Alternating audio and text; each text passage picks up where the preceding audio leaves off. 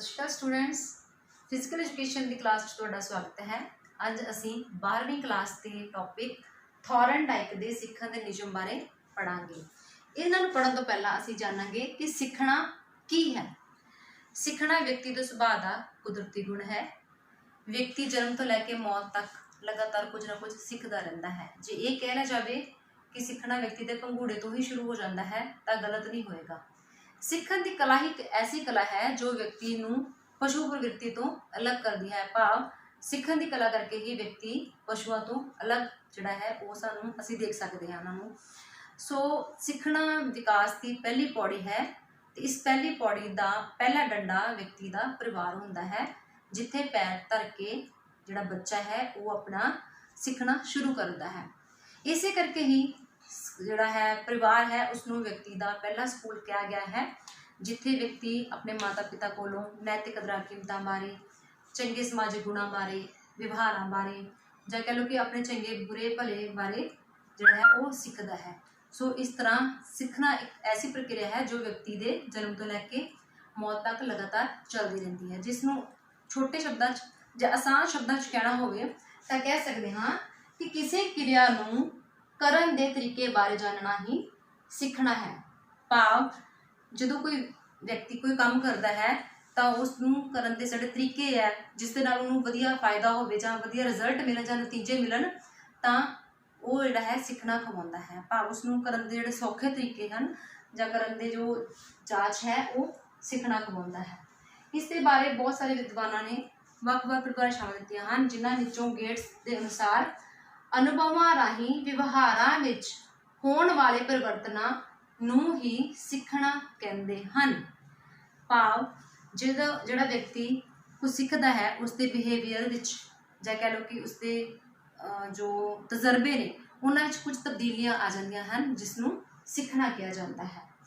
सीखण विच जिहड़े बहुत सारे साइकोलॉजिस्ट ने जिवें पैवलोव है, कोहलर है, गैटसन है, इन्होंने ਵੱਖ-ਵੱਖ ਜਿਹੜੇ अपने विचार पेश किए सीखण बारे अपने अलग अलग थ्योरीज दित्तियां होईयां ने। इन्हां चों थॉर्नडाइक ने अपनी एक थ्योरी पेश की है। थॉर्नडाइक ने सीखण के नियम दस्से हैं। थॉर्नडाइक के इस सीखण के नियम उसकी थ्योरी जां उसके सिद्धांत कोशिश अते भुल कोशिश अते भुल दे सिद्धांत के आधारित हैं। इस सिद्धांत विच उसने एक थ्योरी बनाई जिसके आधार पर उसने अपने 3 नियम जिहड़े सी वो दिते।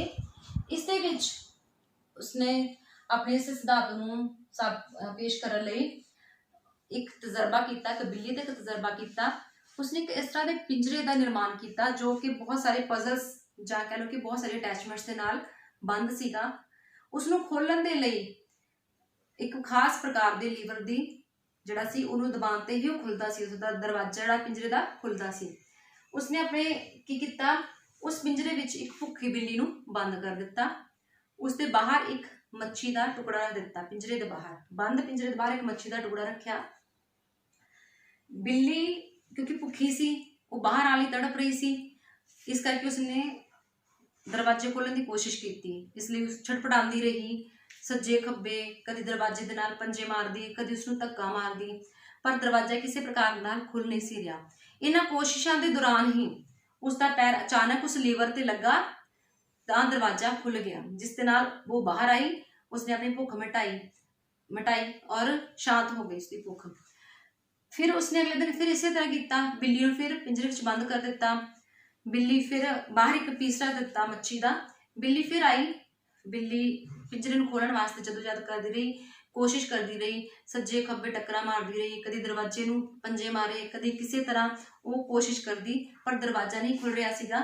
फिर अचानक उसका पैर उस लीवर ते लगा तां पिंजरा दा दरवाजा खुला। उसने बाहर आके अपनी भुख मिटाई। फिर तीसरे दिन उसनूं इसे तरह ही फिर बिल्ली नूं वापस पिंजरे च पा दिता गया। हुण बिल्ली ने पहले नालों थोड़ा कुछ सोचा। उसने सज्जे खब्बे टक्करां मारन की बजाय उस पर्टिकुलर एरिया वाल ही अपने जिहड़ा है कोशिश करनी शुरू कर दी जिथे कि लीवर सीगा।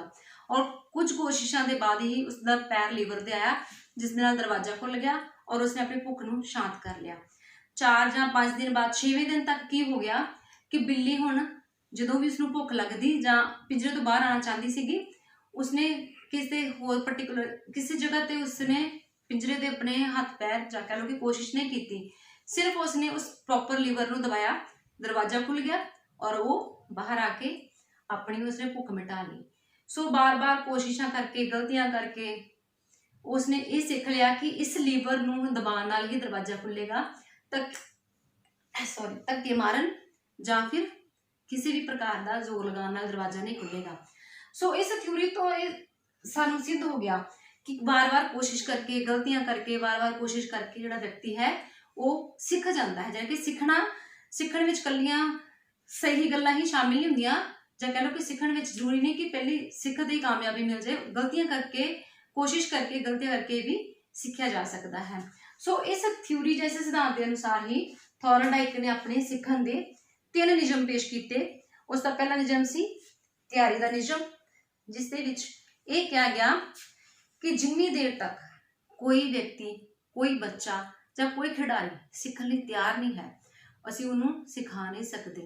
तैयारी का जिहड़ा पहला नियम है वो यही दर्शाता है कि जो कोई किसी बच्चे विच सीखने लई दिलचस्पी है जां उहदे विच लगन है तो वो उस क्रिया नूं आसानी नाल सीख लैंदा है। जब तक वो उस विच इंटरस्ट नहीं लेगा, क्रिया विच सीखण विच इंटरस्ट नहीं लेगा, वो कभी भी उस क्रिया नूं नहीं सीख सकता। बिना कोशिश बिना तजर्बे जां बिना कह लो कि इंटरस्ट उसके इंटरस्ट दे सिखाना बिल्कुल इसी प्रकार होगा जिवें एक घोड़े नूं तुसीं जबरदस्ती खिंच के तलाब तक तो ले जा सकते हो, पर पानी पीना जां ना पीना घोड़े की अपनी मर्जी होएगी। सो सीखना भी इस सिद्धांत के अनुसार है कि सीखण की क्रिया उदों बहुत आसान हो जाती है जदों जिहड़ा सीखण वाला है जां कह लो कि सीखण वाला व्यक्ति जिहड़ा है उस विच रुचि जां दिलचस्पी लैंदा है। दूसरा सिद्धांत है प्रभाव का नियम। इस सिद्धांत के अनुसार या इस नियम के अनुसार जदों सीखी हुई क्रिया का प्रभाव किसी खिडारी जां व्यक्ति उपर सही पैंदा है तो उसकी सीखण की प्रक्रिया होर तेज हो जाती है। भाव पहली सीखी हुई क्रिया जिहड़ी है जदों क्रिया सीखदा है तो उसनूं क्रिया नूं करके जां सीख के सैटिस्फैक्शन मिलती है, तसल्ली मिलती है, तो उस क्रिया नूं वो वधिया तरीके नाल करदा है। बिल्कुल इस तरह जिवें कोई बच्चा बहुत सोहना लिखता है, जे तुसीं उसनूं वैरी गुड कह दो, शाबाश कह दो, तो अगले दिन होर ज़्यादा काम करेगा। इसी तरह ही जो कोई बहुत तेज़ दौड़ता है बच्चा तो उसनूं गुड कहता जाए, वधिया कहता जाए, एप्रीशिएट कर दिता जाए, उसनूं शाबाश कहता तो उसनूं अंदरों मोटिवेशन होर मिलेगा, उसनूं पॉजिटिव रिएक्शन मिलेगा, तो वो उसके उपर यह प्रभाव पेगा कि वो उस क्रिया नूं बड़ा वधिया तरीके नाल करेगा तो वधिया सीखने की कोशिश करेगा, तो अगले दिन भी चाई सीखने लई आ जाएगा। सो ये सी प्रभाव का नियम। तीसरा नियम है अभ्यास का नियम। इस नियम के अनुसार कोई भी क्रिया उन्नी देर तक जिहड़ी है वो सीखने च आसान ते चिरस्थाई रहेगी ਜਦੋਂ तक ਅਸੀਂ उसका लगातार अभ्यास करते हाँ। ਜਦੋਂ ਅਸੀਂ उसका अभ्यास छड़ देंगे हाँ तो वो क्रिया जिहड़ी है वो अपना जिहड़ा असर है वो भी खत्म कर देती है, भाव उसका सीखी हुई क्रिया जिहड़ी है उसनूं ज़्यादा फायदा नहीं दे सकती। इस दे विच भी 2 सिद्धांत दिते गए ने, एक है लॉ ऑफ यूज, दूसरा है लॉ ऑफ डिसयूज।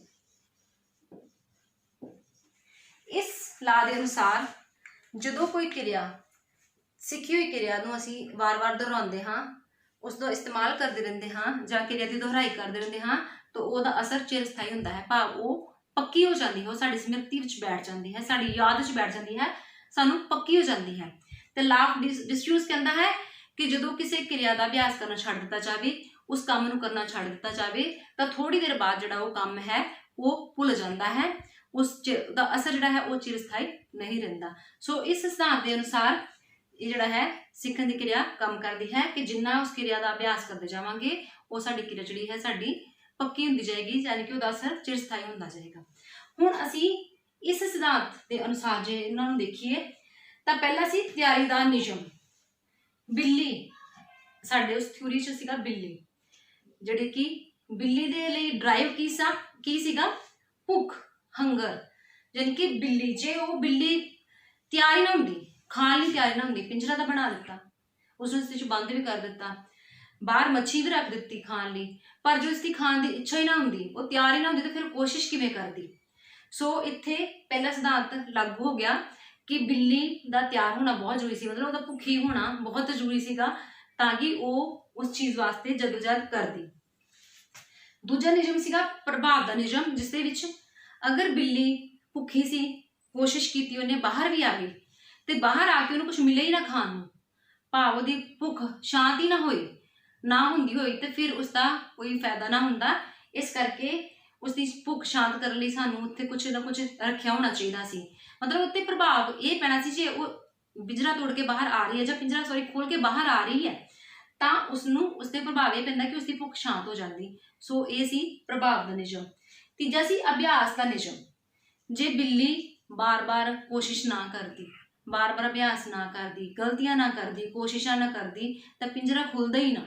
ਜੇ ਉਹ ਕੋਸ਼ਿਸ਼ ਕਰਨਾ ਹੀ ਛੱਡ ਦਿੰਦੀ ਤਾਂ ਪਿੰਜਰਾ ਖੁੱਲਦਾ ਹੀ ਨਾ। ਤੇ ਇਸ ਕਰਕੇ ਨਾ ਤਾਂ ਪਿੰਜਰਾ ਖੁੱਲਣਾ ਸੀ, ਨਾ ਉਹਦੀ ਭੁੱਖ ਸ਼ਾਂਤ ਹੋਣੀ ਸੀਗੀ ਤੇ ਨਾ ਹੀ ਉਹਨੂੰ ਕੁਝ ਹਾਸਲ ਹੋਣਾ ਸੀ। ਸੋ ਇਹ ਸੀ, ਇਹ ਤੋਂ ਸਿੱਧ ਹੋ ਗਿਆ ਅਭਿਆਸ ਦਾ ਨਿਯਮ ਕਿ ਉਹਨੂੰ ਬਾਰ-ਬਾਰ ਅਭਿਆਸ ਕਰਨਾ ਪਿਆ। ਬੇਸ਼ੱਕ ਪਿੰਜਰਾ ਇੱਕਦਮ ਨਹੀਂ ਖੁੱਲਿਆ, ਪਰ ਉਹ ਬਾਰ-ਬਾਰ ਹਾਰਨ ਤੋਂ ਬਾਅਦ ਵੀ ਜਾਂ ਗਲਤੀਆਂ ਕਰਕੇ ਵੀ ਸਹੀ ਕਰਨ ਦੀ ਕੋਸ਼ਿਸ਼ ਕਰਦੀ ਰਹੀ ਤਾਂ ਇਸ ਤਰ੍ਹਾਂ ਐਂਡ ਅਖੀਰ ਤੋਂ ਉਸਨੇ ਸਫਲਤਾ ਪ੍ਰਾਪਤ ਕਰ ਲਈ। ਸੋ ਥੋਰਨਡਾਈਕ ਦੇ ਇਹਨਾਂ ਤਿੰਨੋਂ ਨਿਯਮਾਂ ਨੂੰ ਜਿਹੜਾ ਹੈ ਉਹ ਅਸੀਂ ਸਿੱਖਣ ਦਾ ਜਿਹੜਾ ਹੈ ਸਮਝ ਸਕਦੇ ਹਾਂ ਕਿ ਥੋਰਨਡਾਈਕ ਦੇ ਸਿੱਖਣ ਦੇ ਨਿਯਮ ਜਿਹੜੇ ਸੀ ਉਹ ਇਸ ਅਨੁਸਾਰ ਸੀ।